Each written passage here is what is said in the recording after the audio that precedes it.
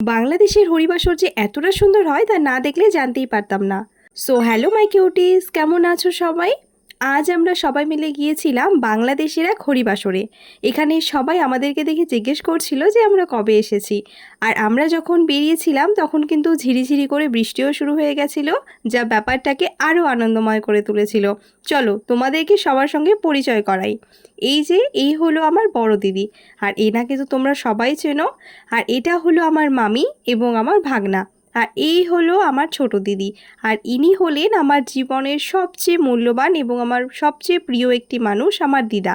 দেখো, তোমাদের সঙ্গে গল্প করতে করতে ফাইনালি পৌঁছে গেলাম। কি সুন্দর করে চারিদিকটা সাজানো, দেখেই চোখটা জুড়িয়ে যাচ্ছিল। আমরা বসে বসে কিছুক্ষণ কীর্তন শুনলাম।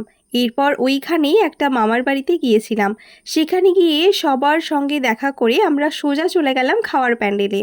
দেখো, খাওয়ার প্যান্ডেলটাও ঠিক কতটা সুন্দর করে সাজিয়েছে। তোমরা শুধু দেখো কি সুন্দর করে এখানে গুছিয়ে খাবার পরিবেশন করছে। প্রথমে দিয়েছিল লুচি এবং পায়েস, এরপর দিয়েছিল ভাত, ডাল, পাঁপড়, কচুর শাক, পটল ভাজা, পাটের শাক, করলা ভাজা, সয়াবিনের তরকারি এবং চাটনি। এরপর খাওয়া শেষ করে আমরা চলে গিয়েছিলাম একটি মাসির বাড়িতে। সেখানে গিয়ে অনেক মজা করেছিলাম সবাই মিলে। আর এই হাঁসগুলো দেখছো, এই হাঁসগুলোকে নাকি চীনা হাঁস বলে। মাসি বাড়িতে কিছুক্ষণ সময় কাটিয়ে আমরা চলে গিয়েছিলাম মেলাটা ঘুরে দেখতে।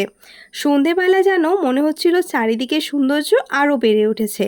সন্ধে হতেই দেখো কীরকম ভিড়। আমরা কিছুক্ষণ কীর্তন শুনে মামাবাড়ির উদ্দেশ্যে রওনা দিলাম। আজকের দিনটা সত্যি খুব ভালো কাটলো। তোমরা সবাই খুব ভালো থেকো। দেখা হচ্ছে পরের ভিডিওতে। টাটা মাই কিউটিস।